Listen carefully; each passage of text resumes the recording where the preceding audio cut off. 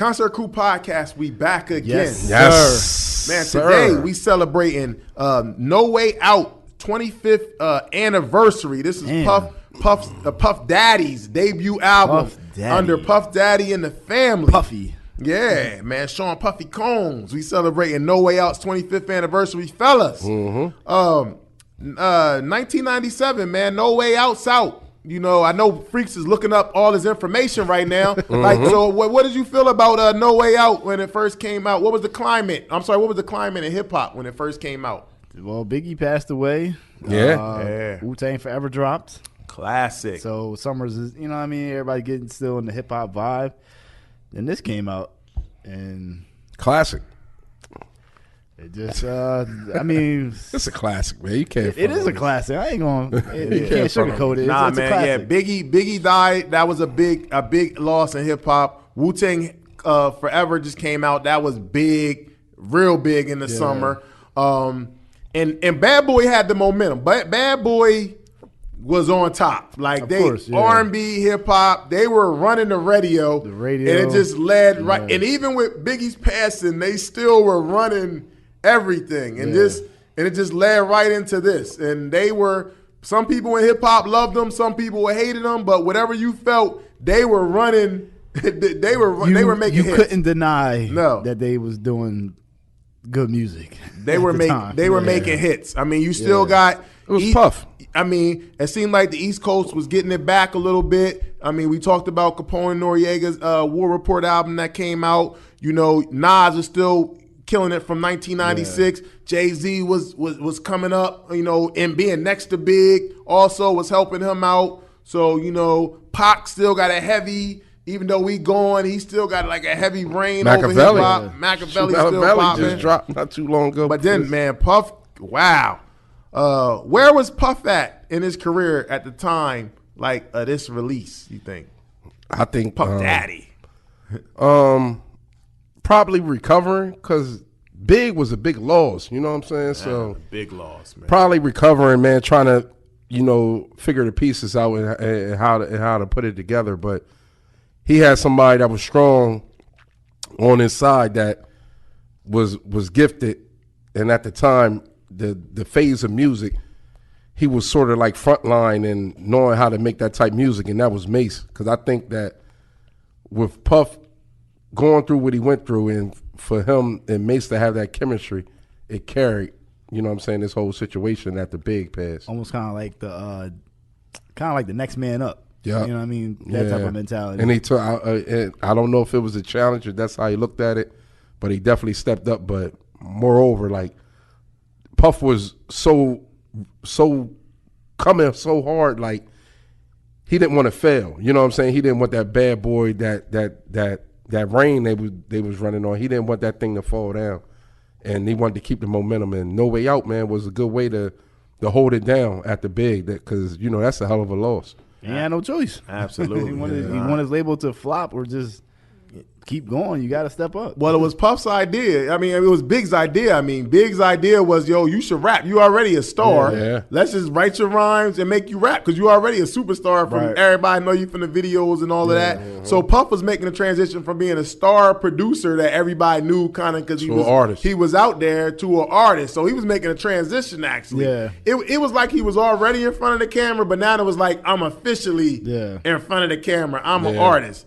And it was like Big's going, now I'm going to be the face now. Like, I'm just going to I'm going to be the face of Bad Boy now. I used to just be the guy right over Big's shoulder. Now I'm going to be that dude. Like, it's kind of like the vice president taking over if like the president got killed. Like, now I got to step up. Like, even though. But he was really the boss, though. He was really the boss. But he was like behind more, but I can't say he was behind the scenes because he was on every record. We know all that, Carl. He just was using the, you know. Analogy. But was there anticipation for this album? Absolutely. Hell yeah. Hell yeah. Because you wanted to know how, you know what I'm saying, how things was going to, you know, transpire after, you know what I'm saying? So it was like, we waiting on it. And then they dropped the singles off it. Well, before Big died, Can't Hold Me Down was out, and that song was big. That song was running the radio. Yeah. That song was running the radio. Yeah. So was the anticipation high? Yes, absolutely. But I think also because we knew Big was going to be on the album, so it was like there wasn't no leaks of these songs. So these songs, yeah. And so it's like after Biggie died, it's like, yo, there's still verses of Biggie. You know what I'm saying? Like this is like almost like, you know, back then it was like hearing like, it was weird hearing somebody dead making new music, even though they recorded Pac before was they doing died. that shit. Yeah, exactly. Yeah. So it was like, I gotta get this album to hear Big one last time. That's exactly what it was, pretty much right? the last hurrah. Yeah. Because after that, boy, they was using that over. The Biggie duets. Yeah, oh, man. Born Again and the Biggie duets was. The Biggie duets came. That was your shit, though, Carl. No, it wasn't. I mean, I bumped it. I ain't going to lie. But that was your shit. Especially that Joe Whitnelly. No. I wasn't proud. I wasn't proud of that purchase later. But No Way Out is the debut album from Puff Daddy and the Family, released on July 22nd, 1997 on Bad Boy Arista Records. The album was recorded from July 1996 to April 1997 at Daddy's House Recording Studios. Big alive then. No Way Out was executive produced by Sean Puffy Combs and Christopher the Notorious B.I.G. Wallace. Derek D. Angeletti served as the executive producer. No Way Out was produced primarily by Bad Boy's producing team, The Hitmen, with additional production by Rashad Smith and Big Jazz. The album has guest features from the Notorious B.I.G., Jay-Z, Mace, Busta Rhymes, Faith Evans, Lil' Kim, 112, The Lox, Genuine, Foxy Brown, Twista, Black Rob, Carl Thomas, Kelly Price, and others. Puff decided to fly his camp of in-house producers, The Hitmen, to Maryville, Trinidad. That was with Stevie J in them, right? Yeah, with the goal of creating hit records that would dominate the radio for the foreseeable future. This is where the Hitmen made a majority of the beats for this album and most of the Bad Boy albums that like came out in that era. Puff worked closely with Big in the beginning creating this album. It was Big's idea for Puff. Puff said, Big said, Puff, I'm going to manage you and you going to rap. I'm going to manage you. We're going to write your raps. It's going to go. So that was the plan. The album initially was supposed to be under the artist name Puff Daddy and the Goodfellas. Remember they used to call themselves Goodfellas? Then Puff changed the title to Hell Up in Harlem. And then after Hell Up in Harlem, after Big got killed, he then changed it to No Way Out. And Biggie's murder caused like a change in direction of the sound of the album. Shit went dark and quick. And a lot of the songs got more introspective and aggressive and talking about death and all that. Yeah. That all happened after Big died. It kind of changed the tone of the album.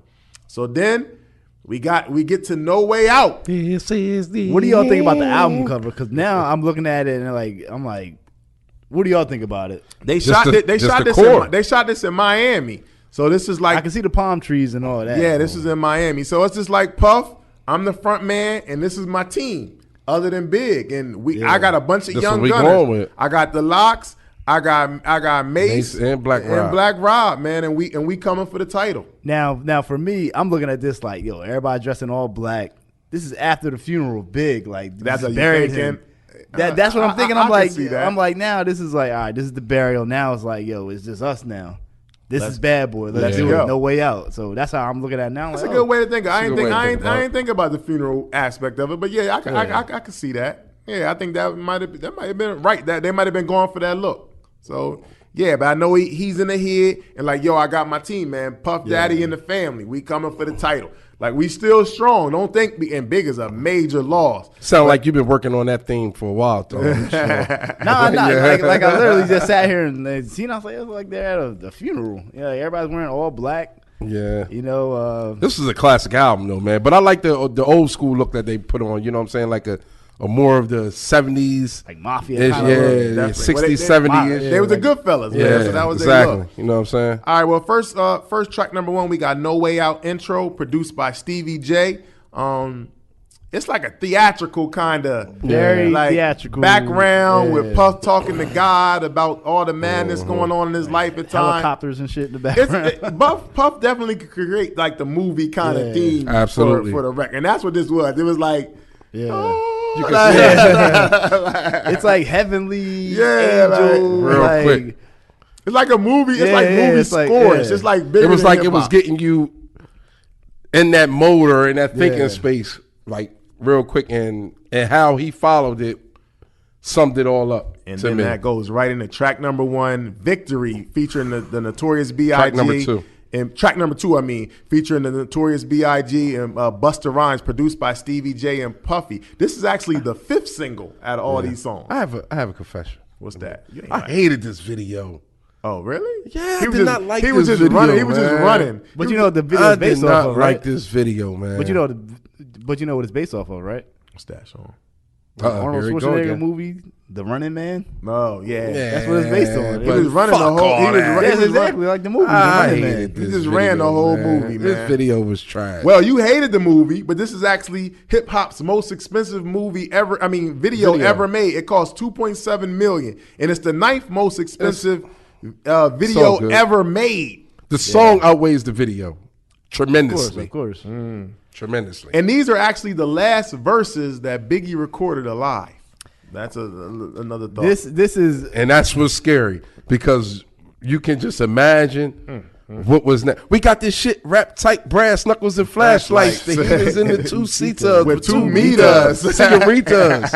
Kiss rings when you meet us. P. Diddy run the city. Show no pity. I'm the really one. Frank's the crook from the brook. Manny's with the neck of your coke connect. No respect. Squeeze off to all y'all diminished. Shootouts for 20 minutes until we finish. But you know where that's from, right? That bar. But Heat, the movie Heat. No, the John the Frank White movie. Oh yeah. Manny broke the neck of your coke connect. Yeah. But no respect. Squeeze off to all y'all diminish. Shootouts for 20 minutes. You know the movie Heat. They were shooting out for like 20 minutes on that joint. And a young Jason Phillips, a.k.a. Jadakiss, wrote Puffy's verses on here. It sounds like Jadakiss. The sun don't shine forever, but as long as we here, we might as well shine together. Better now than never. Business before pleasure. P. Diddy and the fam. Who you know do it, then the beat come. No matter what, we airtight. Yeah. So when you hear something, that first verse is like a roller coaster going up. And then when Big comes in, in the commission, we asked for a commission to hit him. That's your try. He don't like me, hit him while wifey was with him. You heard of us, the murderers, most shady. Been on the run lately. The fans hate me.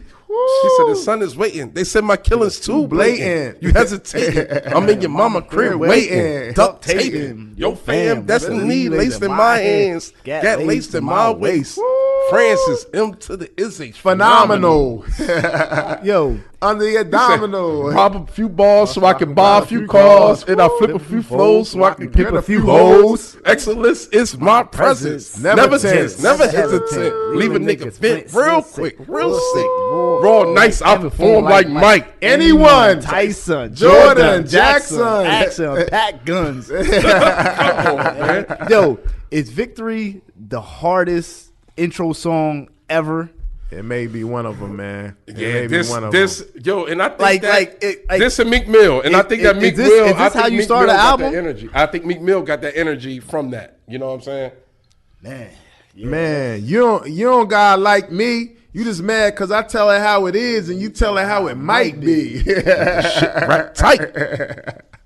My baby Taz would have been going crazy about this verse right now. Classic. Victory is classic. And you mentioned Taz, man. Because of the theme of this, and Biggie was his guy, it made me think of this a lot. It made me think of him, think of him a lot while I was listening to this, just because I know Biggie was his guy, and I know he knew this album. He thought this album was a classic for sure. I know this is a classic song, man. The 5th single, classic. Oh, track number 3.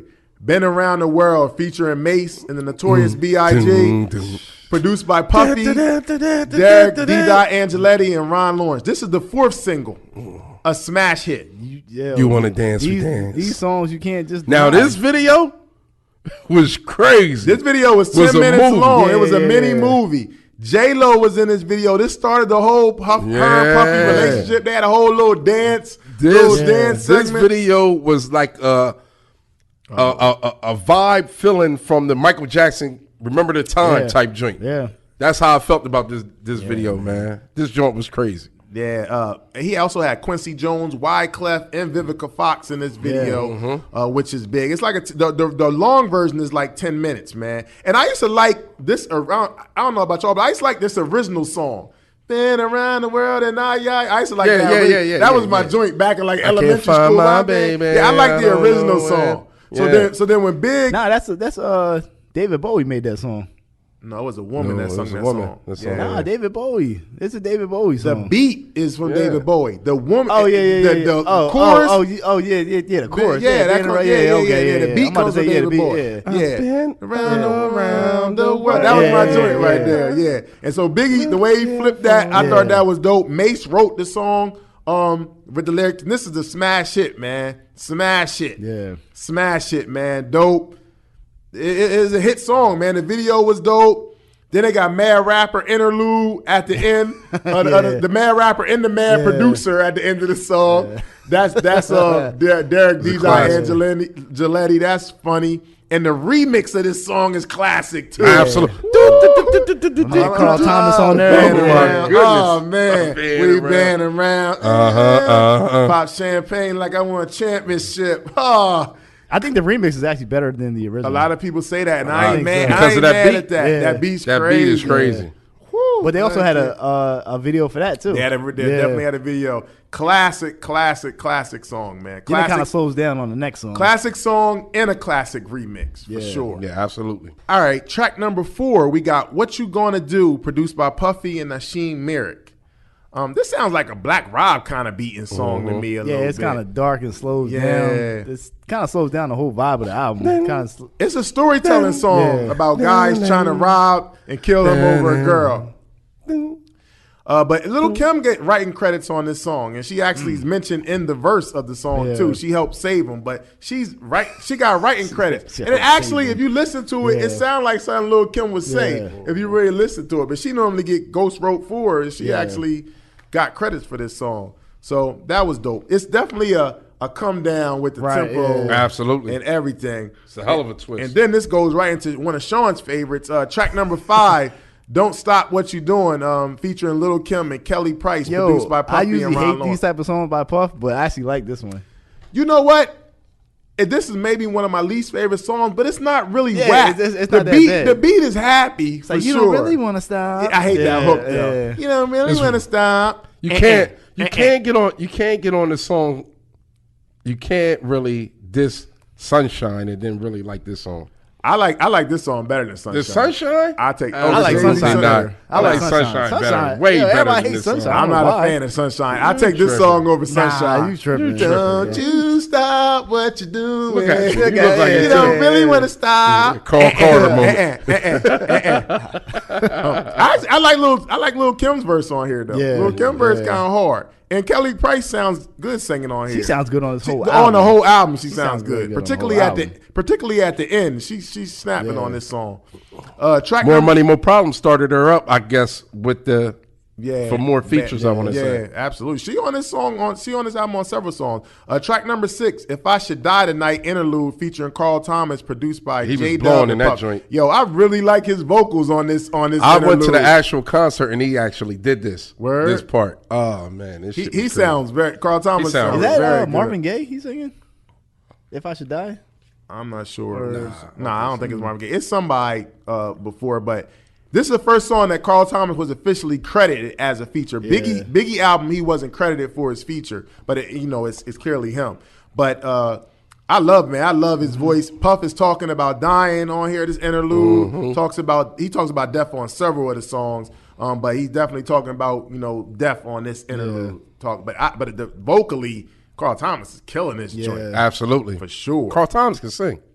He ain't no Yes, he put can. ass nigga. Yes, They he said can. Carl Thomas is very funny too outside of music. He's a funny guy. I wouldn't be surprised about that.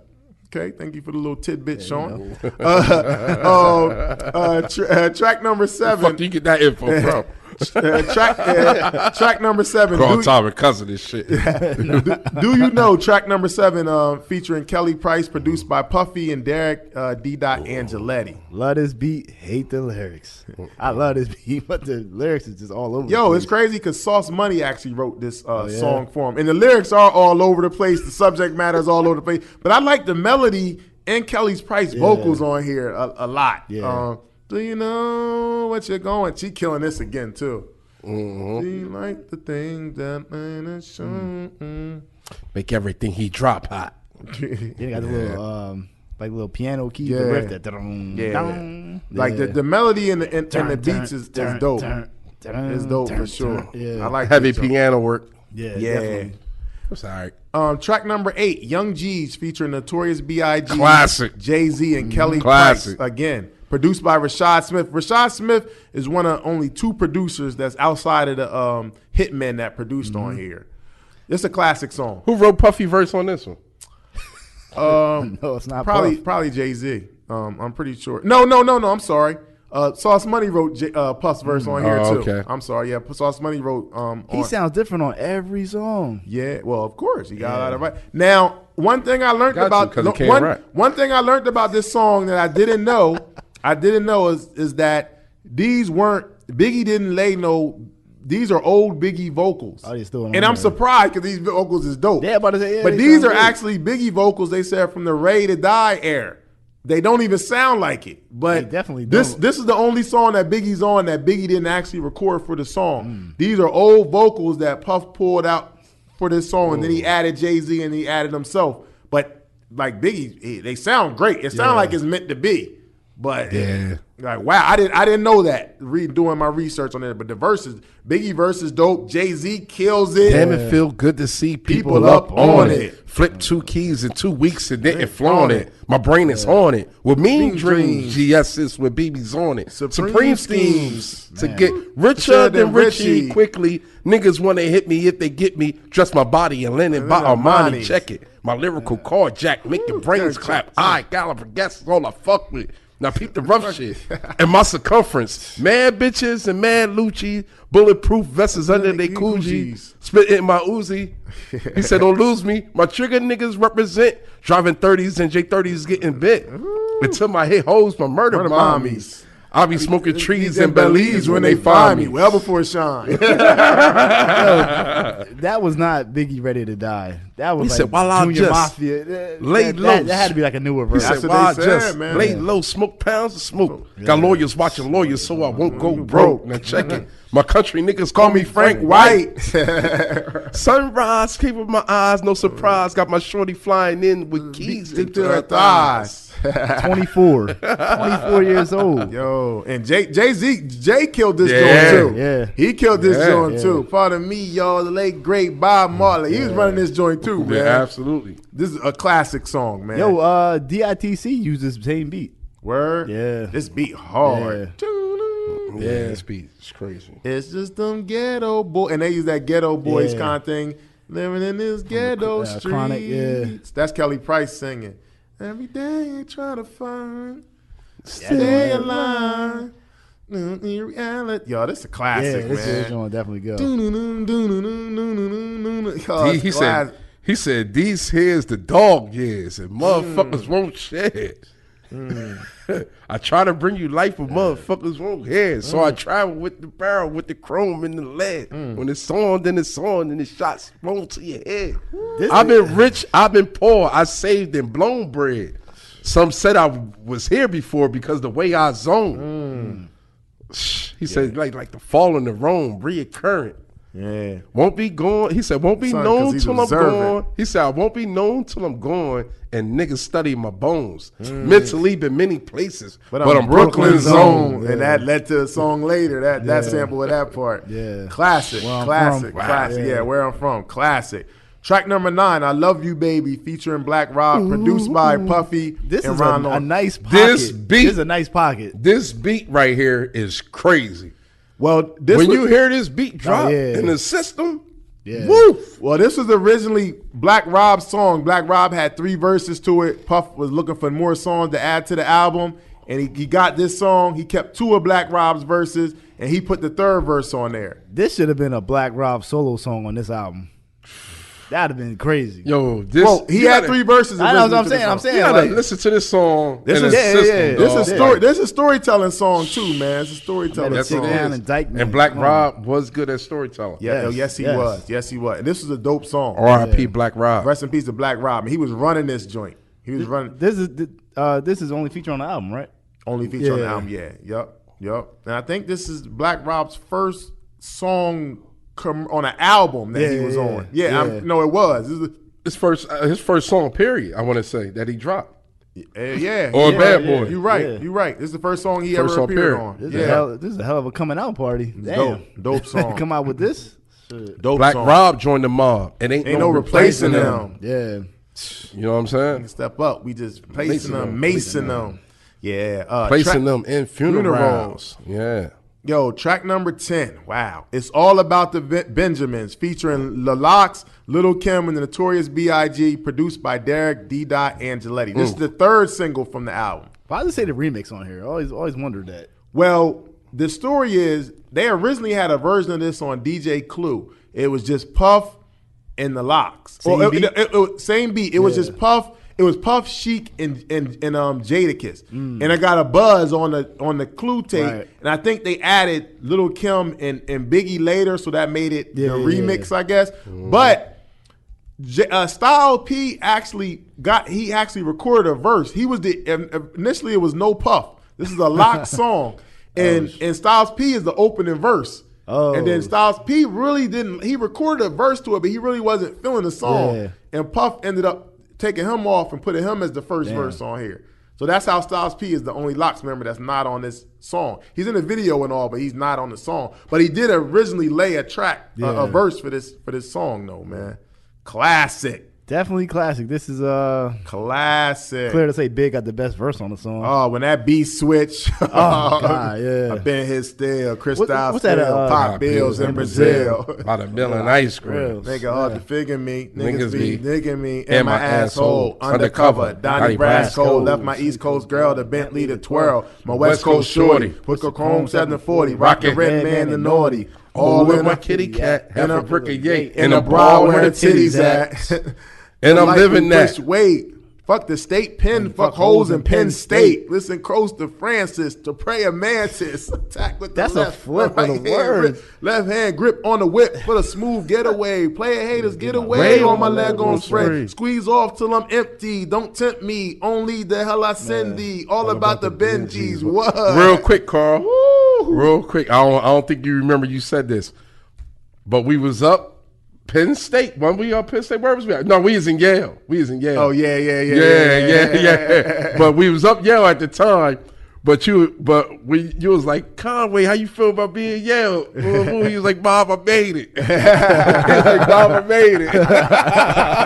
So I was thinking about Yale as in that Penn State. They in that top. You know when the motherfuckers say, "Oh, I go to Penn State," you like, "Damn, you go to Penn State." Prestigious I go to schools. There we go. You get my drift, right? Benjamin's is one of them beats that everybody wanted to freestyle over. It's like in history, it's like turned into one of them classic. You know what took the hip-hop song beats. over the top two? The video was dope. The video was dope. Absolutely. They had the Absolutely. baseball jersey. Absolutely. Climbing It up was the dirt. dope. Yeah. I like the when they blended with the rock and roll shit and they was running and shit. And let's not front. No. Let's that not was front whack. on That rock joint was weak.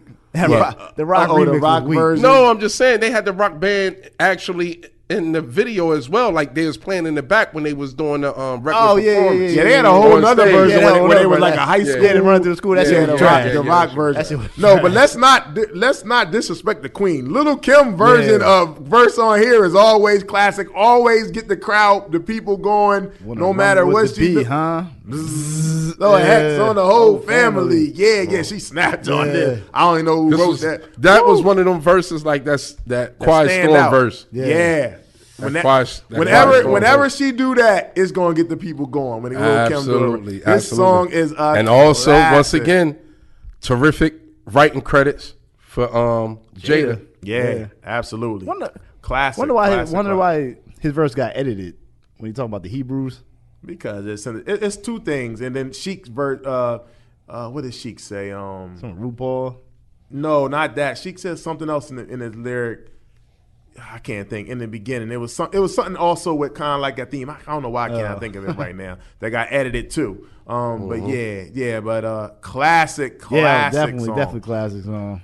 Track number 11, Pain, produced by Puffy and Nasheem Merritt. Puffy.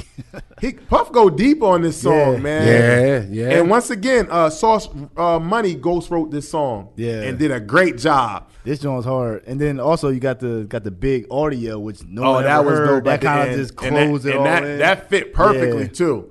He talking about a lot of deep stuff. He talking about his dad getting killed when he was young. Yeah. He's talking about the college party where the kids killed, where that like was a bad deal for him. He made that was a bad look for him. But then Biggie's murder he went into. I can still hear the shots. And I think man, Big Lane, and from the content of this song and the content of the songs that Sauce Money wrote for Puff, they had a personal relationship. I think that's why Sauce Money takes it in a different way and takes it more personal. Because I think that they really had a solid relationship because you could tell from the way that he's writing for him. Like this personal shit that Puff actually told Sauce Money, like probably in regular conversation, he brought this thing into fruition. So he feels though he should, like probably same way, if not worse than how Mace feel. You feel me? Like this was crazy. I agree, man. I think this song is dope, man. It is dope. I like the personal side, and even though Sauce Money wrote it for him, it's like it's touching on stuff that he would say. So it's just like even like the hook, but just hook back solid then too. But just back then, just listening to this, we wasn't looking into who writing for this person. We thought Puff was rapping. Actually, I didn't. I just thought Puff was. I'm like, damn, Puff's killing this joint. You know what I'm saying? We thought Puff was. In 1997, audience, if you young, we wasn't thinking about ghostwriters, man. We were just listening to the music. Absolutely not. All that, we ain't know none of this about all Puff had all these ghostwriters until later. I wasn't surprised, but it was like nobody cared at that It was point. there in the credits. We just never. Yeah, we didn't care about that. Like, Combs didn't write this. Nah, we didn't care about that. But Pain is dope.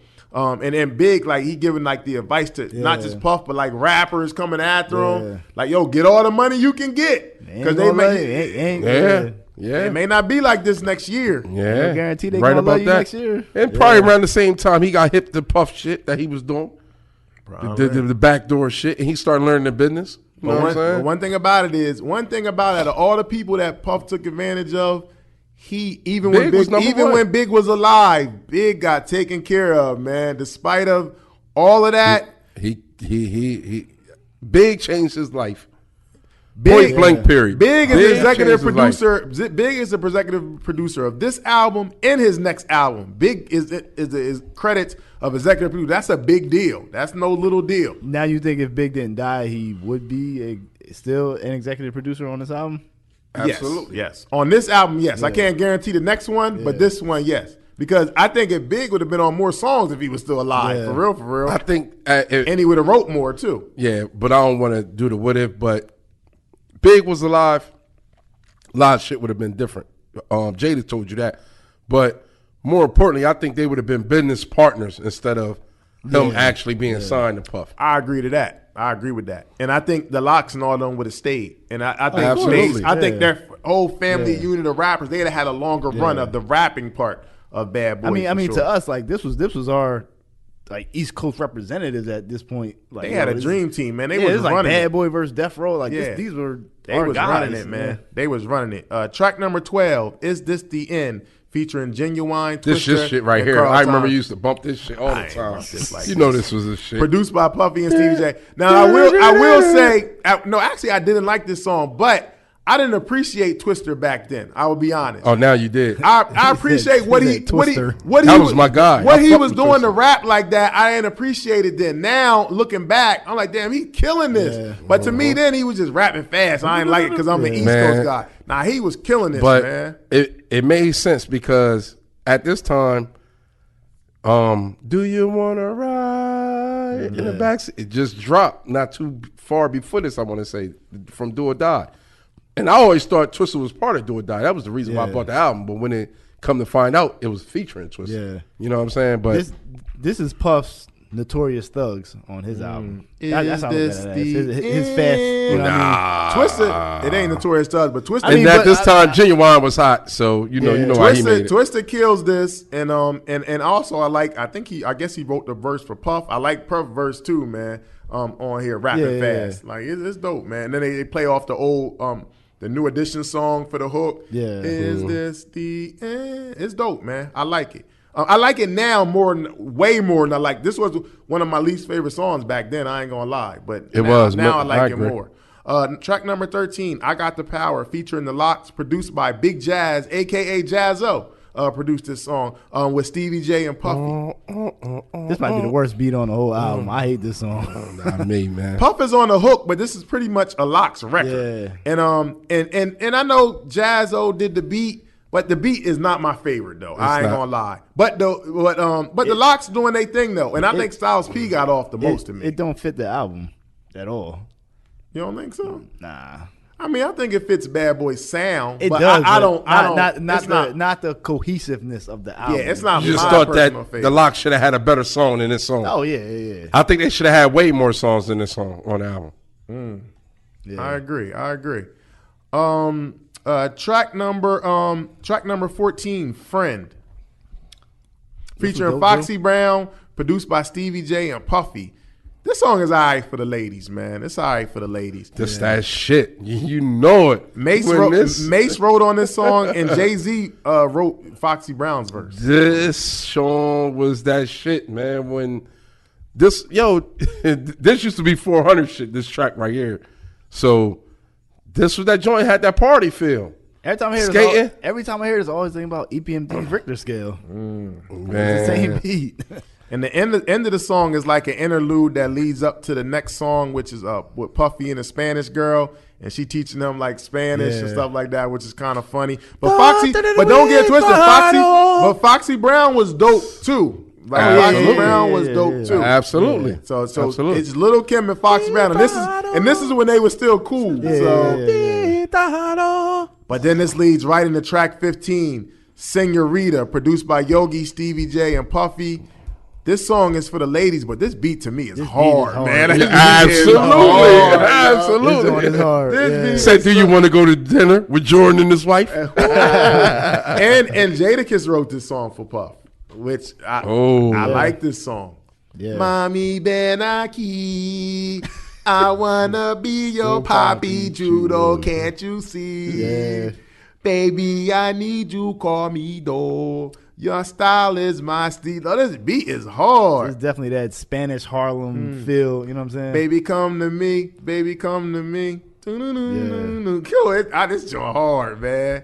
I don't know what she's saying, but It's like some Santana type sample.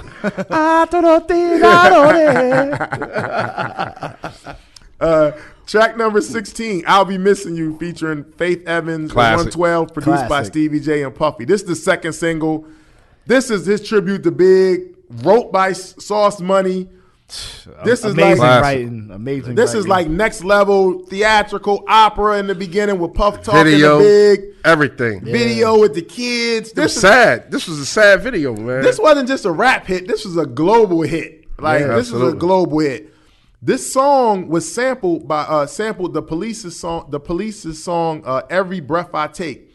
Puff didn't get the sample cleared, so Sting, the Police's frontman, he ended up getting 100% royalties to this song, and Puff pays him $2,000 a day to this day for the sample of this song. He gets paid $2,000 a day for this sample. Oh my God! Every day since then.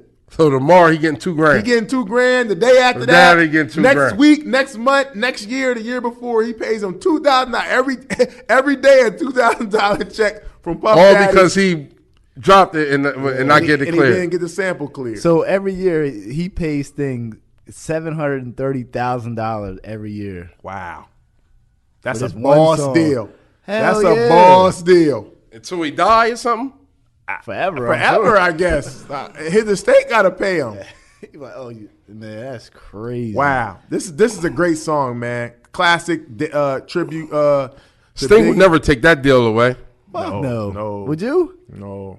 Fuck no. Fuck Puff. Fuck Love. Brother Love. For that paper. like I ain't actually saying fuck Puff because I fuck with Puff thorough. But, well, I think he thorough anyway. But,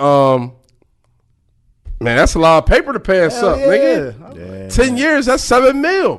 Feels like yesterday we used to rock the show. I laced the $7 track, you rocked the 360,000. So off, I'm hanging on the block for dough. Notorious Big, got to know that. He feels Like, though, ain't fuck knowing it, who man. It the was for scenes Big. was It don't even matter. He wouldn't even been that Word. far without Big. Word. And this is a tribute to Big. So if he got paid for it, fuck it. Classic song. That's the only way I would be able to get over it in my mind. Because god damn, if I'd have known what I knew, I'd have got this shit clear. And the thing I'd have flew Sting out. That was still when everybody was. That was still when everybody was just sampling, not really getting that clear. But Sting was on the point with the paper with the. And then when they performed, they brought Sting on the and that was stage. when they did that MTV Awards. After all that, Sting still performed with Faith, because Faith and 112 they killed that performance at the MTV Awards. That was the choir up there. That was a classic performance. This is a classic song. Faith 112 did their thing. It was beautiful, man. This is really not like a hip hop record, even though he rapping on it. This is just like a great song. Do Sting hit Sauce Money with some paper? I would hit Sauce with some paper. Well, Sauce get paid. Wasn't it the song just he get paid for being a ghostwriter. I know, but more. You stream Give me part of your Sauce gets paid. Yeah, right. Facts. Man, this is a classic song. And the final track on here is track number 17, Can't Nobody Hold Me Down, featuring Mace, produced by Stevie J, Carlo Brody, and Nasheem Merrick and Puffy. This is the first single. And this is like the beginning of Mace's superstardom to me. Like, after this, you knew Mace was going to be that guy. Yeah. Absolutely. But this is my thing, though, Carl. Do you think that Puff didn't really, like, jump all over with, all right, here, No Way Out, 20 whatever, because he didn't want them to get no benefits off of this? Like, well, from the promotion to more streaming? Because, usually when these type of, monumental times come around, jokers is hard on this. You would think too. It's like, yo, I know this is a classic that I did 25 years ago. Yeah, we done celebrated Cuban Link. We done celebrated absolutely Life After Death. We done celebrated All Eyes on Me. Yeah, Machiavelli, exactly. Or it could be that, or it could be that this don't bring up the happiest times for Puff. Because it could bring up sad times too. It kept his paper going. Oh no, I mean paper. It made him what he is today. No, I agree with all of that, but it's also he lost his franchise player. Yeah, I understand that, but losses make you we bigger. Can still celebrate. We just life. lost our franchise player. We absolutely lost our guy Tez. But I mean, I don't know how he looks at it, but I agree. He definitely didn't celebrate this like that. But to finish with before we get to that, Can't Nobody Hold Me Down. It's the first single. It really started Mace out. Absolutely. Classic sample of the hip hop song The Message by Grandmaster Flash and the Furious Five. The video was crazy. They was Eddie Griffin and Biggie, Biggie was in the car. And just cussing out the police. They was Puffin. This is when Puff and Mace had the 1 and 2 leather joints on, where Jay later dissed them. Check your own video. You always be number 2. He dissed Mace. But yeah, this is I thought he had like a velour suit on. They was walking through the desert with it. And they was walking through the desert, but when they was in the club, they had the leather joints on. Yeah, but then this was a hit, man. Yo, you know what's crazy about that video too? Sometimes they showed the fucking car in the back blowing up. And other times they didn't. They did. You're right. Yeah. They was just walking through the desert with nobody there, just with outfits. Classic. Definitely classic. That started the whole buzz and lead up to this classic song. Classic song for sure. Can't Hold Me Down was a classic. Yeah, no doubt about it. No Way Out was a critical and commercial success upon release. It sold 561,000 copies in its first week. I'll Be Missing You became the first rap song to debut at #1 on the Billboard Hot 100. Can't Hold Me Down also reached #1 on the Billboard Hot 100, while Been Around the World and All About the Benjamins reached #2. No Way Out has sold 7 million copies in the U.S. to date and about 20 million copies overall worldwide. Wow, what was the impact of No Way Out? But mind you, this also won rap album of the year. Over Wu-Tang. Wu-Tang, and that's when ODB rushed stage and all that classic good stuff. moment. Yep, he was mad about this. Yes, it did win. And I mean, both of them is classic albums. Over Wu-Tang Forever, right? But Puffy's, I can see why No Way Out. Puffy's good, but Wu-Tang is what it tells I can see why No Way Out won it, though, man. Like, they're more commercial hits. Yeah, they were running everything. The videos, all that. 3 to 4 tracks on here was biggest. They had 5 hits. All the 5 singles was hits. And they still knocked today. Yeah. So that like shows, Victory was the 5th single. All they singles was hits. Even though it's shit off Wu-Tang Forever, that's still not the day, but This is worldwide classics. This on is just here, different, man. It's just different. So it hits a little different. You know what I'm saying? All right, so what was the impact of No Way Out upon its release? Huge. It took Bad Boy to the next level. Yeah. This Took 'em it on went to the from next this level. to Harlem World to Forever, and They were running. They ran with it. They were This was running. the build up for Mace. They for were real. definitely the alley oop for Mace was he was the next star player. He was up the bat, but this is just like this just cemented like Big died. Y'all think we done? Nah. this is why we say can't stop, won't stop. Yeah, we There's got nothing- we got R&B and we got hip hop on lock, and our team is crazy, man. Our team is crazy, but wow, this is a big impact. It sold so many records, so you can see this sold more worldwide than Life After Death, and Life After Death went diamond in the U.S. But this sold more records worldwide. But we know why, though, man. We wanted them unreleased Biggie vocals. Because we knew they was on there So, we got here somewhere. one more time. One more time, man. Like, yo, man, Biggie and Pac was like some very the only they're icons. No disrespect. Icons. No disrespect to nobody who we lost, because a loss is a loss. But when you think of Biggie and Pac death, and I'm just being real, the only death I think that's made an impact of such that nature of them two is motherfucking Nipsey Hussle. For real. Like, when you think about, like, not music wise, but as far not as what he music meant, wise, I'm talking about just the impact. What he meant to people. Like, like, it hurt. Like, everybody was hurt. Everybody was hurt, man. Especially when people looked that wasn't really introduced to Nipsey, gotta look into his life. Yeah. I think that's what made it. That's what made him so much bigger. Yeah, this was big. And also, I think Biggie was more gangster, but Puff had, because of his look, he liked to dance and stuff. He had more of a likable image to people. So I think that helped the crossover even more. You know, Biggie was flossing and all that, but he's still a big guy from the streets. Puff was dancing in the videos, you know what I'm saying? Made it safe. Yeah, so it made it more for like the white audience, you know, commercial audience to cross over even more. But No Way Out was everywhere. The songs was hits, man. Yo, but also this was like, when this album dropped, this was like the perfect storm of, you had Rap City, you had TRL with Carson Daly. Like, I remember Puff was on TRL and he debuted Victory, and it had Dustin Hoffman in the video. Yeah, it was like a 10-minute or 5-minute little movie, like a 5-minute mini movie, and it was like, yo, this is huge. And hip hop was at the time was just going up and up and up. Bigger budget videos, bigger songs, you know what I'm saying? And Hype Williams and all that. Yeah, like Puff, they took hip hop to the next level. So this was huge. They implemented something in the game that made people want to do it. When Puff started making them type videos, people was like, man, shit, I gotta start making them videos. Like Busta Rhymes and Janet Jackson, clear example. Like them videos that start meaning something, and Hype Williams was building that brand into Belly and all that shit played a part. You know what I'm saying? Them videos was tough. Yeah. Well, how would you describe the sound of No Way Out? I'm gonna say all around sporting of the hip hop game, because you got R&B, you got the gritty on there, got your commercial hits. You got your commercial hits. Yeah, I'm gonna say all around game. Got your B cuts. You know what I'm saying?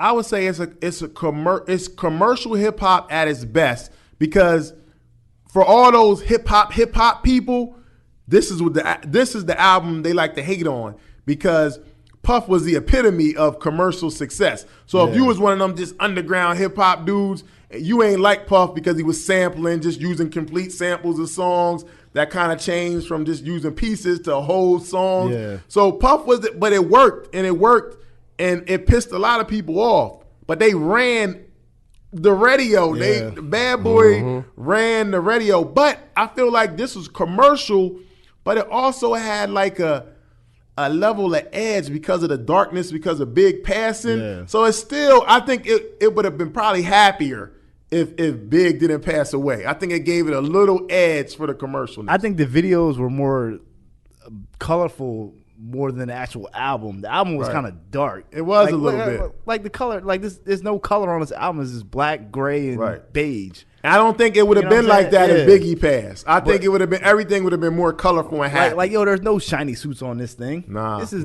dull. This is like it's rugged looking.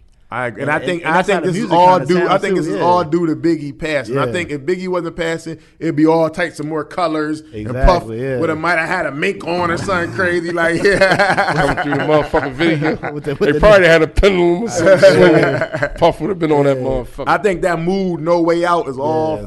from Biggie. So is let's get this out. Is No Way Out a classic? Absolutely. Classic for sure. Absolutely. It's a classic for sure to me. Absolutely. And as I listen to it now, it just makes me like really think that it's a classic even more. Yeah. Now, where was you at when this dropped? 1997, I was in high school, man. Absolutely. I was probably a sophomore in high school, man. Yeah, I Yeah. was probably a sophomore in high school. But and I remember buying this when it came out too. Oh, and I remember working in a cold box at one of my first jobs, and I had a Walkman, and I used to bump this and Capone and Noriega album. This Capone and Noriega and Wu-Tang Forever. I used to bump as I'm filling sodas in the Holy Trinity. in the cold box. Yeah, these are my joints that came out that year, man. This was definitely one of my go-to albums. It definitely and- was a classic. And Taz thought this album was a classic too, just to Yeah. add that in there. This Yo, album was a classic. This album definitely was a classic, and I think that I liked it more. Like, I knew that this was the layup for Mace, and I was looking forward to Mace album. You know what I'm saying? Yeah. Which should be coming up. Well, real quickly, let's talk about what No Way Out did for a lot of the other bad boy artists. First, what did it do for Puffy? We already know. Just plateaued. It Yeah, took him took to him the to next another level. level. He was already a star. Yeah, he was already a star, It just but- made him even a bigger Yeah. superstar. I think it made him cross over the commercial and then the J-Lo thing to add it. It just made him a bigger star. But I think with Puff, like one misconception about this album that he produced these stuff, but it wasn't. It's the him. Hitman. It was the Hitman. Yeah, The Hitman. like, he was taking always credit for he a lot of always the- was the face, Yeah. but Hitman was Yeah. producing it. Stevie J, all those dudes, Yeah. man. Derek D. Angeletti was big. Cannot forget those names. Yeah, man. Nasheem they Merrick, took this album to the Carlos next Thompson, level. like a lot of the Yeah. Hitmen did they think. Yeah. What about Mace? What did this do for Mace, man? Set him up. This was the setup. I just said that. This is the alley oop for Mace. This is the alley hoop. We already This is set up could for have scratched Harlem. that question. We handled that because this right here was like one of the most like putting somebody up next situations ever for Mace, and it made it so good that you make him the very last song on the album to make you want more. Yeah. I mean, for me to see Mace as like your go-to guy, and he's only on 2 songs, it's almost like. But outside of what we already know, besides the But writing, he's on 2 monster singles. Oh, though. yeah. He did That's right, true. but he's Yeah, on yeah. 2 monster singles, so he's all in the videos. Yeah, Mace yeah. is getting the shine Yeah, more than anybody. definitely, yeah. So what about the Locks? I think that this was a bad album for them. I think that besides the Benjamins part, for Jaden and Sheik Luch, I think that this was. I think that we needed more of them on here. I think they needed their own. I think Kiss needed a solo. I think that we needed at least one more group song. Well, You we know? can't get Kiss a solo because the song the group ain't even get shine like that. I yet. understand that, or it could have been Kiss and Puff. Well, You know what I'm I saying? think they didn't get the well. Jadakiss got behind the scenes like shine Yeah. right in, but as a group, other than the Benjamins, they didn't get the shine. Definitely didn't get the shine like Mace did on this album, and I don't think it really set their album. It ain't like Mace. Like this set up Mace's album. This didn't set up Money, Power, and Respect to me. But you know they were on here, but it's like they didn't. They was just on here. They didn't fully show the Locks, so we know the Locks to be. They don't have a song to complement their strength in this team. Yeah. That's it. What Point about blank Black period. Rob? It was introduction to Black Rob, really. Yeah. You know what I'm saying? And the song that he was introduced with, that song, it was dope. good. It was dope. And to be real with you, Black Rob got one of the most solid albums out of everybody on here, damn near. I agree with you. Yeah. And that's real rap. I think it's a It's classic. just that Mace got more hits on his album, with but the females and all overall, that. Black Rob got the most solid first album out of everybody on here. I agree. I agree with you. What is your favorite song on No Way Out? Oh man, definitely Young G's for me. Hip hop wise, Young G's, man. Hip hop wise, Young G's. Young G's is dope. Overall though, been around the world.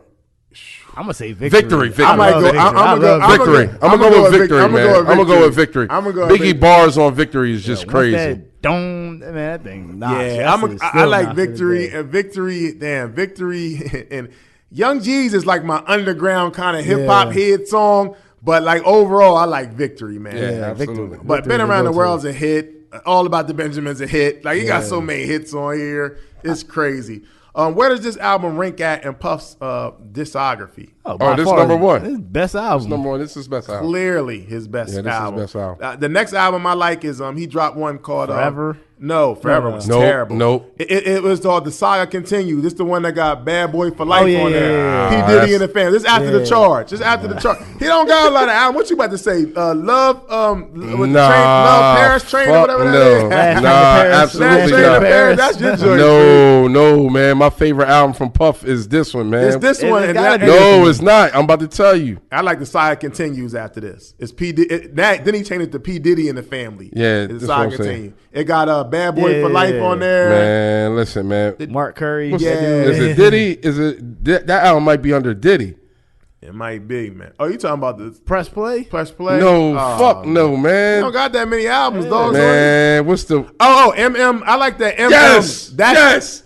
That's number 3. Yes. I think it's Money MMM. Making Mitch. MMM, man. That's number 1. That's number 1 after No Way Out. No, after this. That's number 2. I'm taking No Way Out. The Saga Continues, and then Stop MMM. it, man. No, The Saga Continues was dope. No, I like that joint, man. No, man. That's when they had the Let's Get It too. You know you was dancing. That was you, nigga. That was you, nigga. So why can't Puff make a consistently good albums? Why does it go up and down? First of all, he didn't have Biggie to kind of lay the foundation.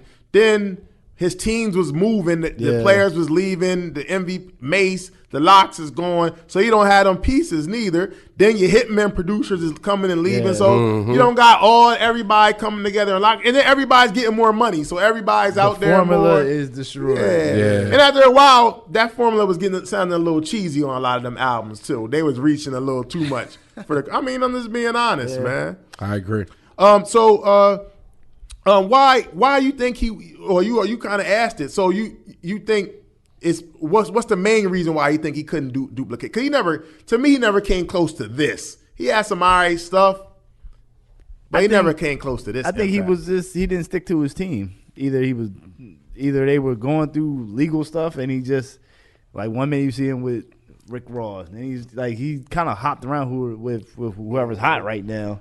But he also was so famous at some point. Yeah. Like, how could you really all the way even take music serious? You doing so much, man. The fashion thing, the Sean John thing was popping. Movies, at the time. You know what I'm saying? He went into the liquor industry. Yeah, he's just doing so much. Yeah, the fashion, all that. How can you really, really lock in the studio with all that stuff you got on? Yeah, I agree. Word. Did the success of this album No Way Out, did it hurt traditional hip hop? You think boom bap type hip hop? Nah, and I'm going to say due to like the moment overrides whatever is going on, because when Big died, that was more of a crucial blow to hip hop. Period. Right. East Coast, West Coast, whatever the case may be, and yes, it came through when Wu-Tang came through with a very good album, but I think that due to it being big and knowing what this album was representing, I think that overrides the whole trump of the boom bap and whatever you may think or whatever the case may be, because regardless of what you say, this is a worldwide classic album. I agree. You know what I'm saying? Yeah, I agree, man. I agree. I think, I will say this. I will say that it didn't hurt it, but back then it used to be more of what I would say an equal playing ground. It used to be more balanced in hip hop. Yeah. When this started taking off, it's just like people just wanted this. Yeah. So them underground more just beats and rhymes kind of, they wasn't getting no looks no more. Hip hop was it was taken to a different level. Even from like I said, the videos and everything, this album put a pressure on a lot of people. Yeah. And I like that New York grimy stuff too, but I ain't going front. I like this too. Like this is I like this kind of music too, but I also like the balance. It stopped being balanced. And then that's when I said like this thing, like the timing of it and us speaking about it with everything that's been going on with us, and then with everything that was going on with him. It kind of was fitting. Like what Puff was going through, what we going through with Taz, it like all kind of was like, it kind of made me think about it even more. Yeah. I could feel where he was coming from on a lot of that stuff, man. So, but I think RZA said it best. He was like, yo, Puffy and all that, they make good music and stuff, but it's like, when you go to the club on a Saturday night, you're going to play this, but what are you playing when you go home? Yeah. You're going to throw on that Wu-Tang. What do you listen to during the week to get you through the week? Yeah. You're going to play that underground stuff. Puff is definitely making you dance. Oh, yeah, they definitely making you dance. He took over the radio. But there's a balance. It got to be a balance. I agree. And that's what they was talking about back then. Like, you're not balancing it out. Yeah. Because at this time, Wu-Tang could have balanced out with this because Wu-Tang had a hell of an album. Hell of a double album. It's classic. Classic. I can, but they're in different lanes than me, and I respect their lanes. Which they respected this. You get what I'm saying? But they respected. They threw shots, but they respected. Yeah, at the end of the day, they respected each other. More because of who? Frank White. Yeah, absolutely. You know so it's that reaching point of the podcast here episode. We go. Does any album that came out remind you? 25 years later, does it remind you of No Way Out? I would say I got something. You gonna say TDE something? But I know you're gonna be reaching. No, I got something. Okay, now the first album, it's two albums from the same artist.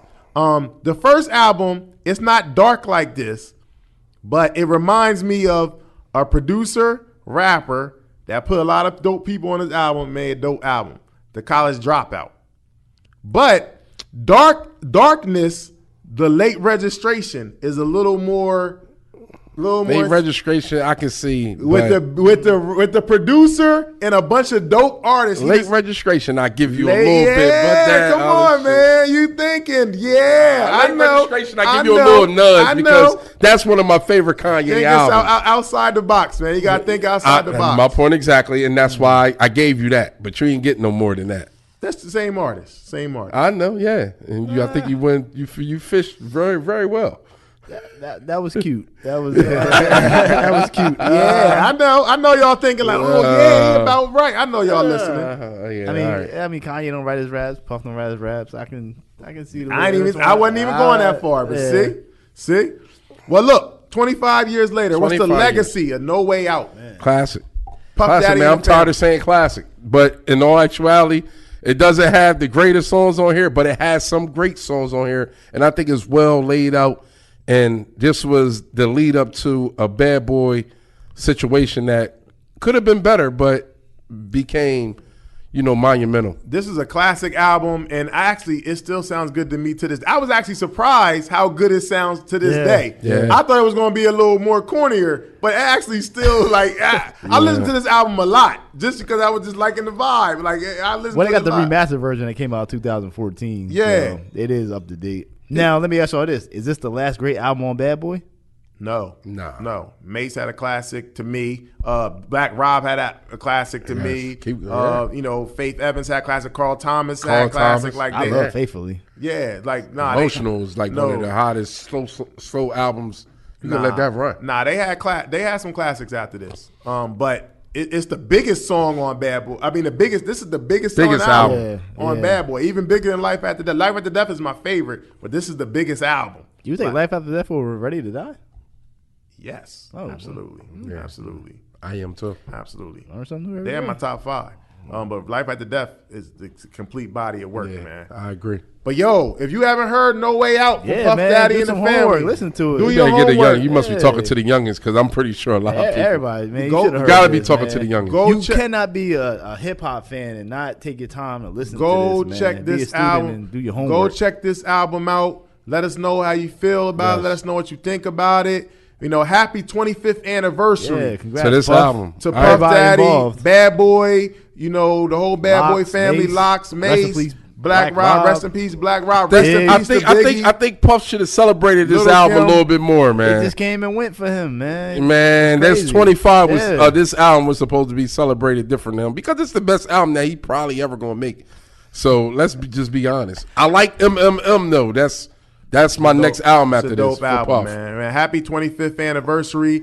Make sure y'all go check out this album, man. Yeah, man. You know, go celebrate it, man. Happy 25th anniversary, Puff, and all the producers, the Hitmen, everybody involved with this album, man. Classic album, man. It ain't too late to do a tour of this album neither, Puff. You know, you gotta make it right with Mace. You gotta make that right, man. Gotta make that it right with Mace, man. But yo, we Concert Crew Podcast. Make sure y'all go follow us at Concert Crew Podcast. Yes. Make sure y'all go download, subscribe. We on all digital platforms. Push that button, man. Make sure y'all go to our YouTube, subscribe. Check out all of our videos. Yo, man, we are here. Don't give up on us, man. We figuring this thing out still. Marching we forth, here. man. We're gonna continue. We're gonna Exactly. continue to march forth, man. We're gonna continue to march forth, man. Long live Tez. We love you, brother. We got you, man. We're gonna hold it down for you. Yo, Pito, hit us with the fader. We out. Yeah. Yo.